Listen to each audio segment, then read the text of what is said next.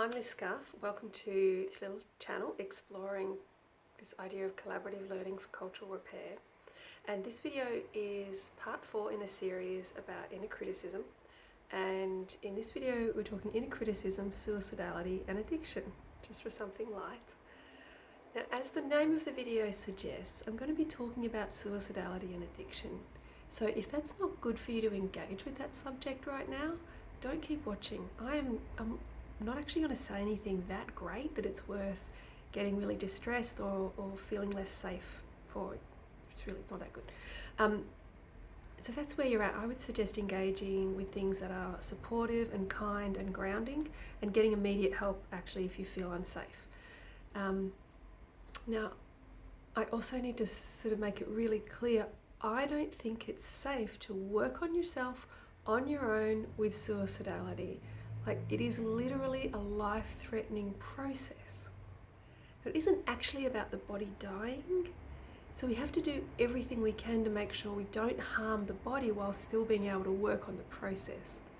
Because it is a meaningful process and it is not actually about dying. But that also means that we can't work on it on our own because the risk of actually dying is too high. So that's my sort of preamble and my kind of warning, and it's also the heads up in this video. I'm not going to be talking about how to work with suicidality or addiction. I'm not going to give you any hints about how to do that.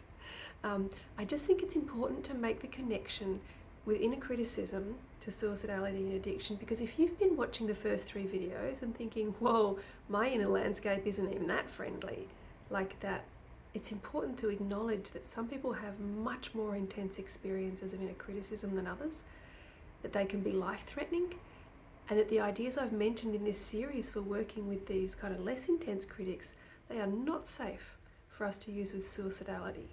On your own or with a friend, I really actually think they belong in therapeutic work with someone who's trained working with processes of suicidality, right? That's like as safe as I think it can get. And even then, right, it's a life-threatening process. It's a really tough thing to have in your life, and it is, it can put us at a lot of risk. And again, it's a really diverse process. Some people will have suicidal thoughts through their life but never get anywhere close to actually acting on them. And for other people, that can happen quite a few times in their life, and it's a very tough gig. So, I just noticed my camera's gone all floppy. There we go. So, we don't actually talk about suicidality for a range of reasons, and I even contemplated, maybe I don't make this video, like, is it going to be okay?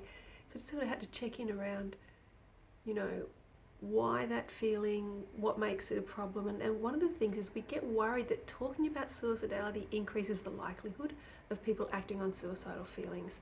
And there isn't really any evidence for this unless suicide is talked about in an encouraging way, which of course is totally inappropriate, totally dangerous, and I'm not going to be doing that. The other reason is that it's a culturally taboo topic in Western cultures, not all cultures.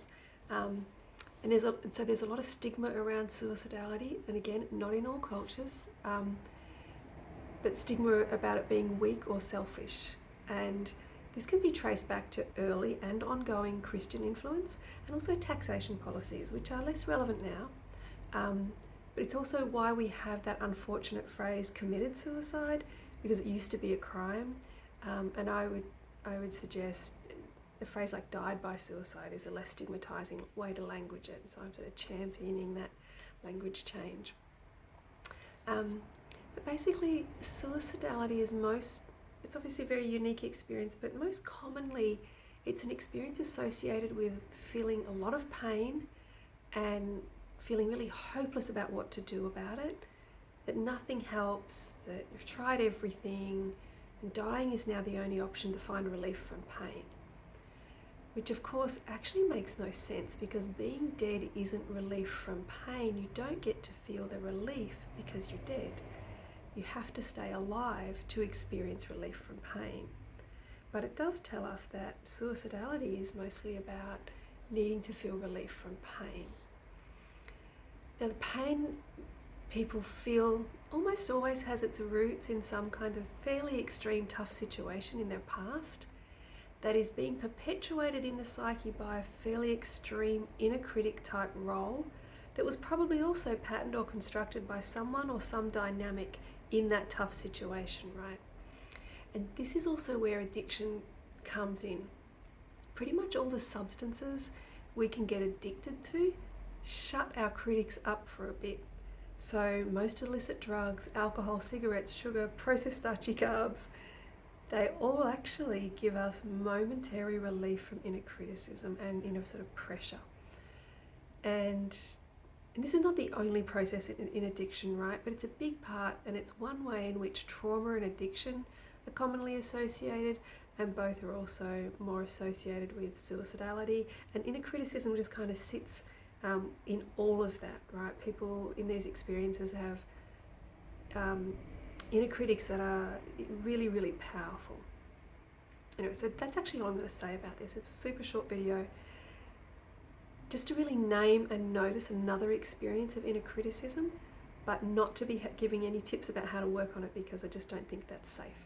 And if that is your experience, I really hope you find ways in which that are safe, that can bring more meaning and safety to your life with that. And yeah, that's all I've got to say on that one. So, thanks folks, bye.